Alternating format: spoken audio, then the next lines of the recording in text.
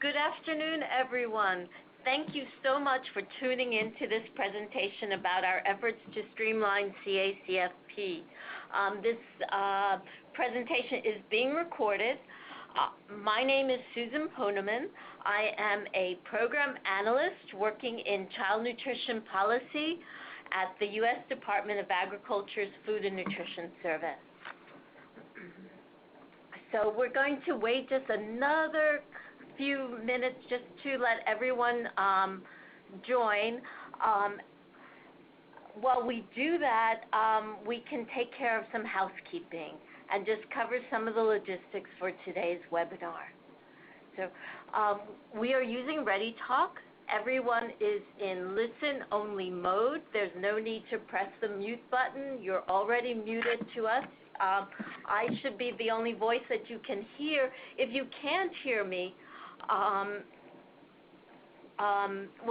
the streaming audio is available through your computer.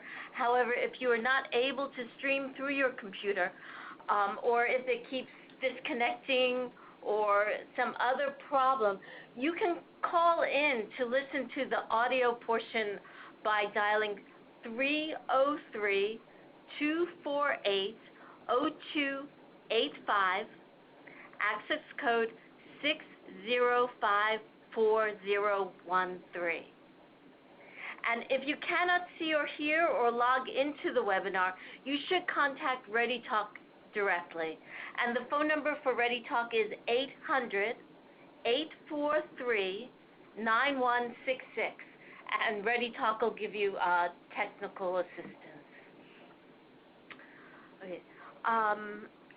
So you see a screen in front of you. If you look at the lower left-hand corner, you can see there's a chat box, and we're going to use that chat box for you to ask questions and also to share your comments about Streamline CACFP. We are really, really interested in hearing what your thoughts are. We've heard from our sponsoring organizations. We've talked with centers and sponsors at conferences. We've mentioned Streamline CACFP and paperwork reduction efforts to you at some of your conferences, but we really haven't heard from our state agency partners. So that's why we're really, really glad that you could tune in to this presentation. And also, we'd like to give you this opportunity to share your thoughts with us. And so the chat box in the lower left-hand corner is one way you can do that.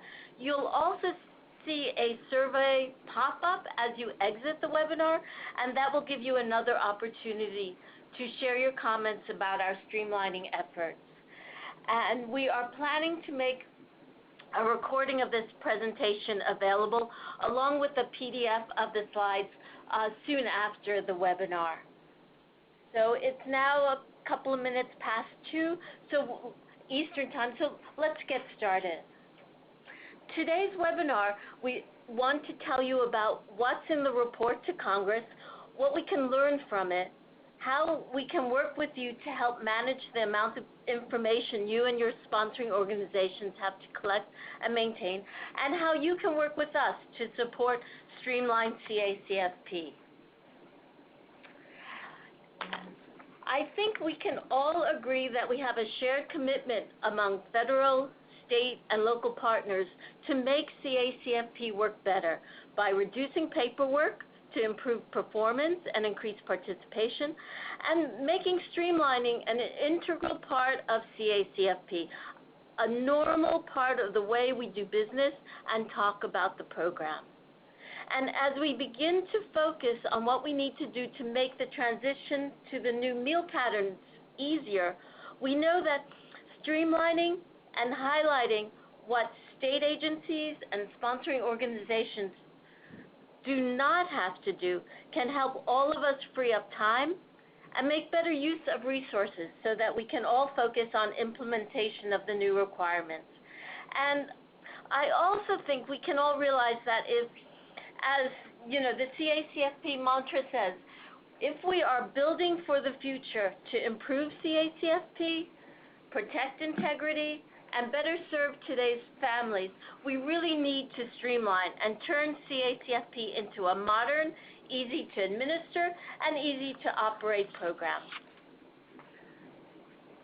So exactly 1 year ago, our Secretary of Agriculture, Tom Vilsack, delivered the report Reducing Paperwork in the Child and Adult Care Food Program to Congress. And you can find copies on our website as part of a new Streamline CACFP Resource Center. Please read it. It's paperwork that's worth the time. And you'll see from the report that this is not the first time that we have been looking into paperwork reduction and improving CACFP. So let me give you some background.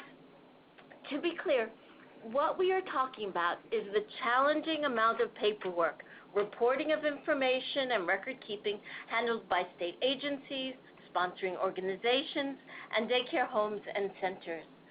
And there have been multiple mandates for USDA to look at the feasibility of reducing paperwork, including actions under the Child Nutrition and WIC Reauthorization Act of 2004. And the Healthy Hunger-Free Kids Act of 2010 directed USDA to pick up from earlier paperwork reduction efforts and work with states and participating institutions to examine the complexity of CACFP and make recommendations for improvement. So what FNS did was to form a work group inviting states, regional offices, sponsoring organizations, advocates, and other stakeholders to participate.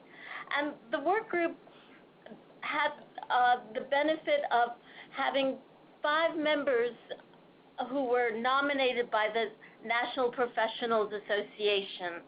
And they include Ellen Farrell from Florida, Lois Hazelton from New York, Benedict Onyé from Connecticut, and early on, Diane Hogan from Nevada and Lynn Reynoso from Oregon were also members of this work group. And this work group developed proposals which inspired FNS policy guidance addressing additional state requirements, existing state flexibilities, health and safety concerns, monitoring of licensing requirements, and Head Start issues. The work group also identified recommendations to Congress and to USDA for longer-term changes, and these recommendations are at the heart of the report to Congress.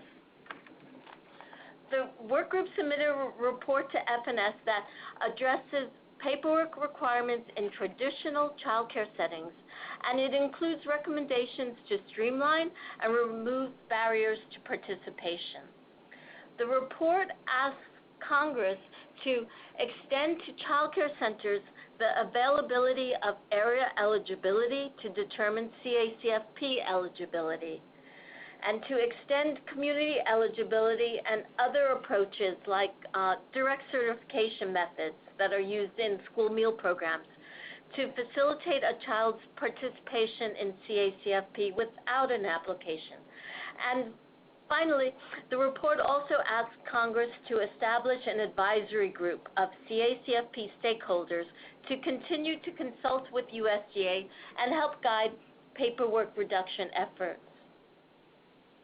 The report also makes recommendations to USDA, and it encourages us to work with states to embrace technology solutions, use the existing flexibilities and authorities states have to streamline, address monitoring, payments, and other issues that impact unaffiliated centers, mediate and resolve disputes over additional state-specific requirements, modify monitoring requirements such as the FiveDay Reconciliation, household contacts, and inequities between independent and sponsored centers, and to simplify or find alternatives to enrollment forms and the information on the normal days, hours, and meals children receive, the certification of a child or center's eligibility, and food production records. So what can we learn from the report? Well, the report identifies actions for USDA to standardize policy, and, where necessary, make modifications. However, the majority of the recommendations emphasize policies and procedures that states have existing authority to change. In fact, nearly all of the recommendations in the report urge us at FNS to urge you and your agencies to support streamlining efforts and implement flexibilities that already exist. For example, the report makes the case that the savings gained when FNS issues new policies, like policies that are intended to reduce paperwork, that those gains should not be lost because the state agency or the sponsoring organization requires new paperwork to implement them. For example, FNS issued several memos after the Healthy Hunger-Free Kids Act was enacted to allow, and among those memos, one was allowing daycare homes to collect documentation directly from parents, and another was extending categorical eligibility to children in foster care. And both of those memos were intended to reduce paperwork. However, if a state agency had created new forms of certification to implement these changes, the paperwork savings would have been lost. And that's an unintentional consequence to be aware of as we move forward to implement the new meal patterns. The report also points out that there are clear preferences to require that only state-specific report formats and handwritten forms be used. And when paperwork can be processed in less time with more accuracy, if we encourage the use of modern business tools such as handheld devices that allow on-site recording of data, or if information could be easily printed out from the sponsor's existing data system. The report also makes the point that a state agency may be adding requirements or setting aside easier alternatives, especially when there are concerns about audit or management evaluation findings. For example, requiring multiple copies of the same document or insisting that existing data be reformatted to match the reviewer's checklist or some other duplication of effort, may not be necessary, and it eats up time and resources. So the report shows us where there are inefficiencies, but it also points to opportunities. And the report helps us recognize that support of state and local partners is a mission-critical responsibility. Every nutrition benefit that FNS delivers is through partnership with a state agency. And to meet our mission, we rely on you to manage program operations effectively. So we know we have a commitment to you in implementing our programs, especially in the face of substantial reductions in administrative resources.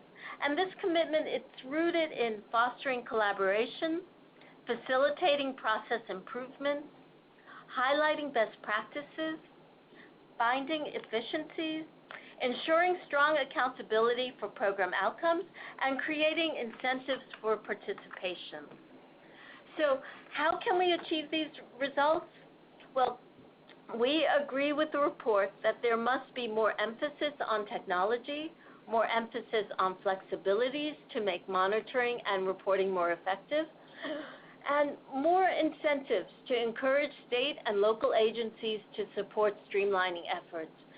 And we agree that there is much we can do to help state agencies and sponsoring organizations have the time and resources that are needed to make the transition to the new meal patterns easier, especially when too often you are faced with managing resource challenges.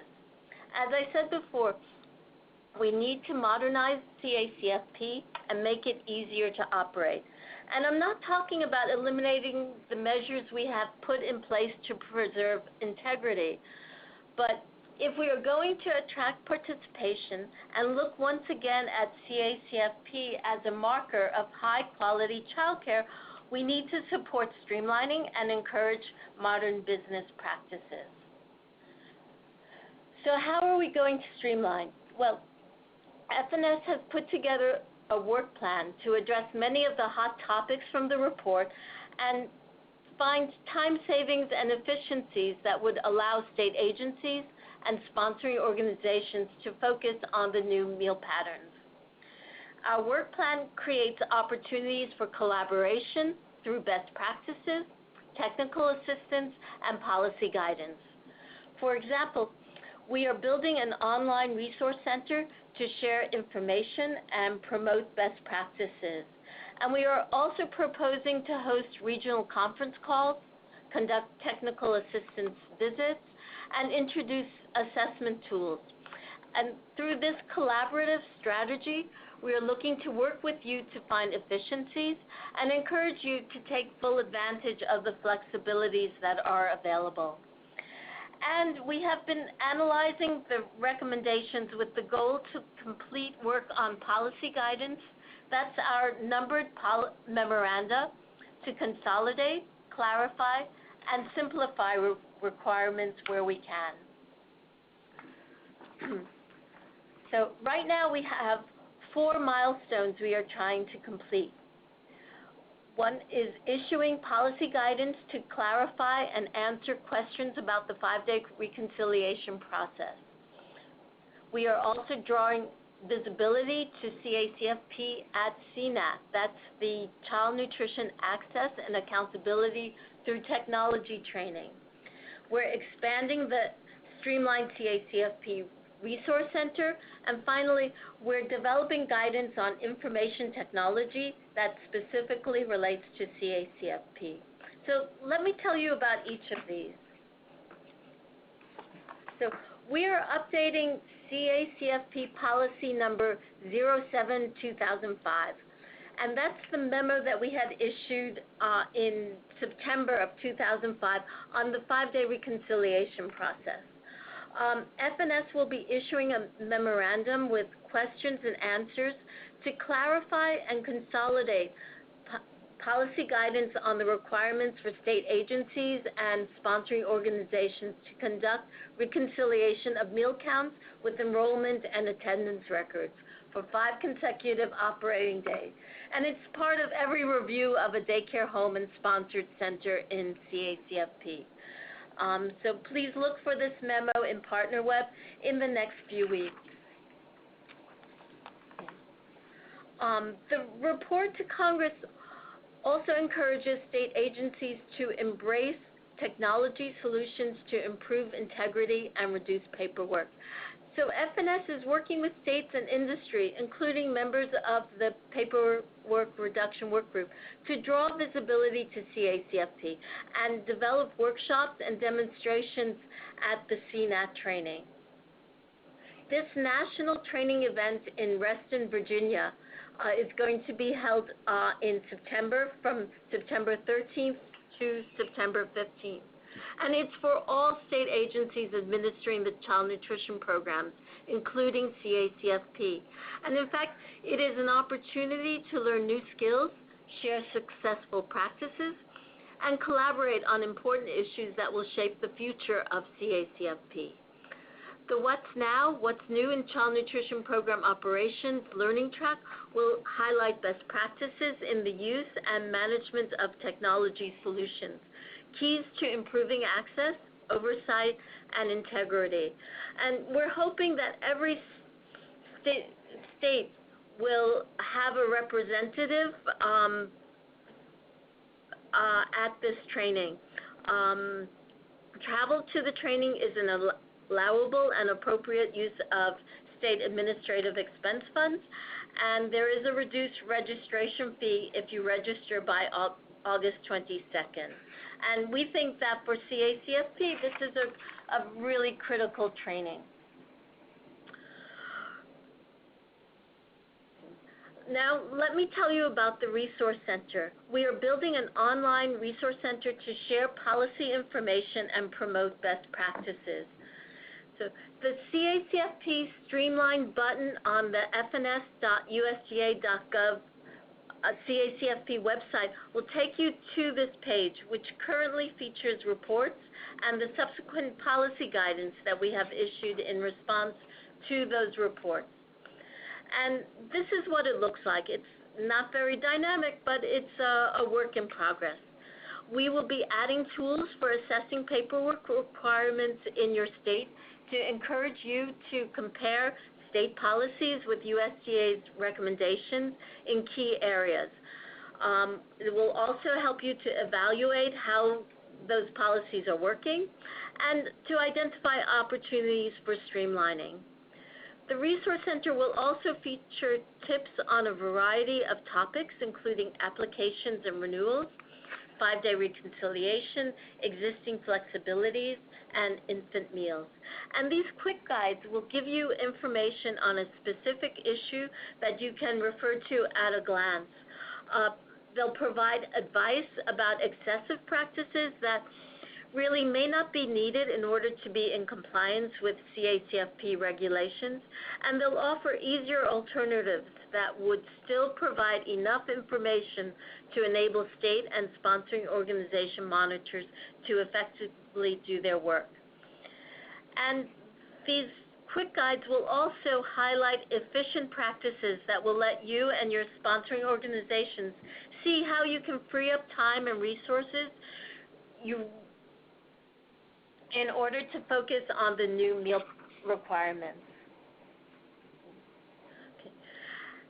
And so FNS is also starting to look at how we can modernize and connect to technology solutions, CACFP funding sources, and specifications for technology systems, including reporting, data points, edit checks, and other CACFP requirements. And what FNS can do to support and provide guidance to your agencies as you establish and modify your management systems.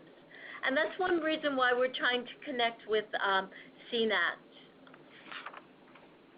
So as we look ahead, we will continue to see how we can make operating and administering CACFP easier as we implement the meal pattern final rule, roll out the CACFP Omnibus Final Rule, amendments to the Healthy Hunger-Free Kids Act, release prototype income eligibility forms for CACFP, explore funding solutions for CACFP state systems, and focus on technical assistance efforts to highlight best practices, conduct state agency visits, and address questions about state-specific requirements. So what's the takeaway? Well, what I hope you will remember is that there is much we can do to streamline CACFP, to free up the time and the resources that are needed to make the transition to the new meal patterns easier. And if we are truly building CACFP for the future, we need streamlining today. And that means working in partnership, bringing paperwork streamlining into the conversation as we design policies and practices, looking at modern business practices and embracing technology solutions, and making the flexibilities that already exist work to achieve the best program outcomes. So that's about what I wanted to share with you during this last 20 minutes. Thank you very much for listening. We are looking forward to working together with you. I have told you what we are thinking about as we look at streamlining and reducing paperwork, but we are really eager to hear what your thoughts about streamlined CACFP are. So please feel free to use the chat box and enter your comments now. You can also include your comments or questions in the ReadyTalk survey that you will see when you exit the webinar, or you can submit your comments to your regional office. So let's just take a couple of minutes now just to think about what I've been telling you and see what your thoughts are, see if you have any questions.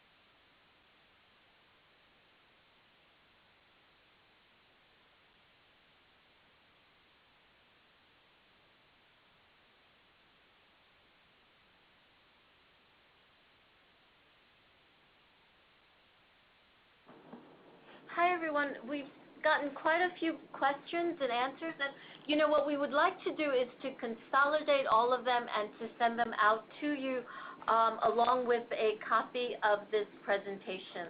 But in the meantime, let's just go through a few of them.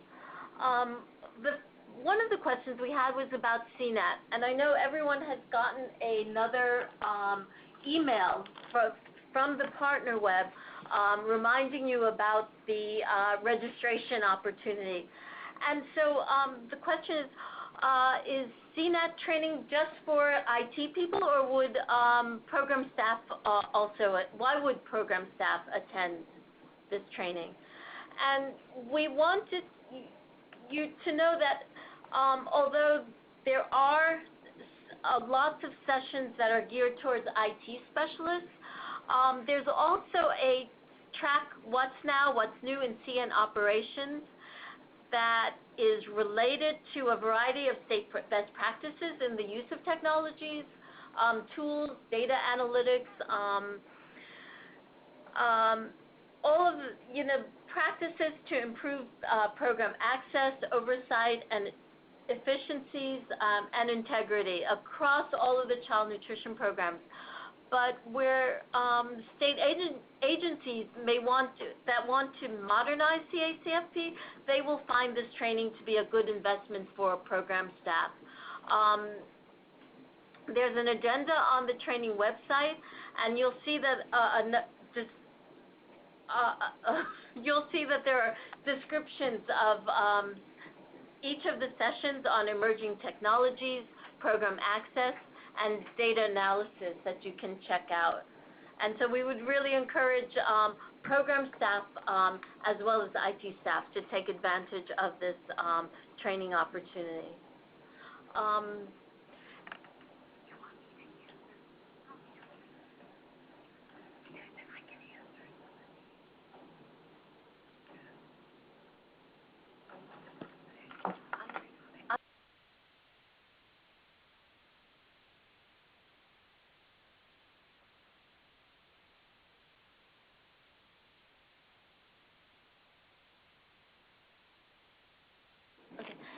With me is Andrea Farmer, who is our branch chief, and so she would like to answer a couple of more of your questions. Hey, everybody, and thank you so much for joining our webinar today. We're sorting through the questions. As Susan said, we have quite a lot of them, but there's a couple that I can answer kind of quickly for you. One has to do with when we were talking about assessment tools, whether we would be creating a standardized review form here at the national office. I can say that that is not something that we are doing at this time. There just are a lot of inherent difficulties with trying to come up with one form that could be used throughout the country, particularly considering the different state systems that you all have. So that is not something that we would be planning to do or are planning to do. And then another comment came in concerning whether or not it would really take changes in our regulations to effectively streamline some of the CACFP processes. And while we certainly do understand that sentiment and would probably agree in part, the question was whether we're planning to make any changes in the regulations. So making changes in regulations is a long process, and of course our regulations are tied to statute.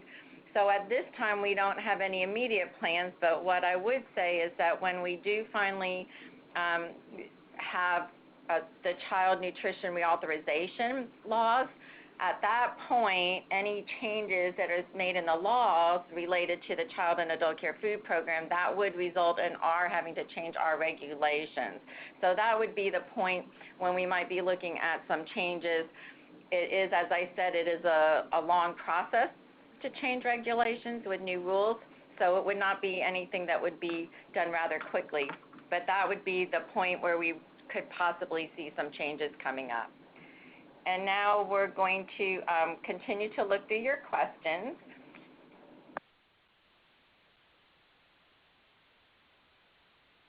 You just tell them you'll send them out. Also, I'd like to encourage you to please share your comments, your thoughts with us. as I said, that you can do it through this chat box, or think about it as you exit the webinar, or give it even more thought and share your views and your thoughts about our efforts to streamline, or what practices your state agency is doing that's been very effective, or your best practices. You can share that with your regional offices as we collect all of your information about all of your experiences and stuff. But we're really, really interested in hearing what you have to say.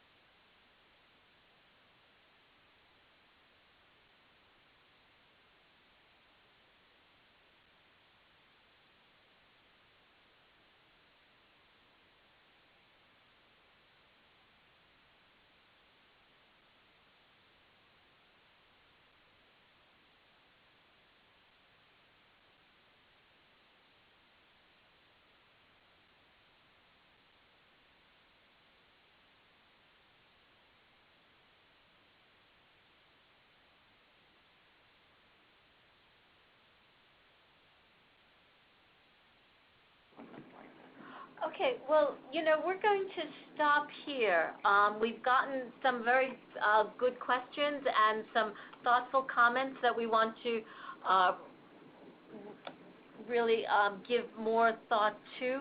And so, as I said before, what we're going to do is to collect all of the questions together and send them to all of the participants on this webinar, along with the PDF version of the slides.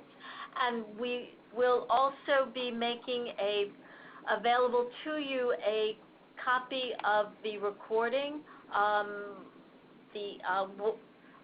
very soon. So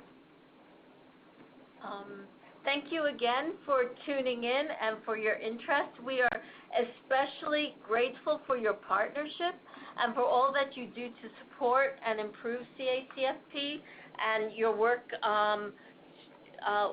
with us.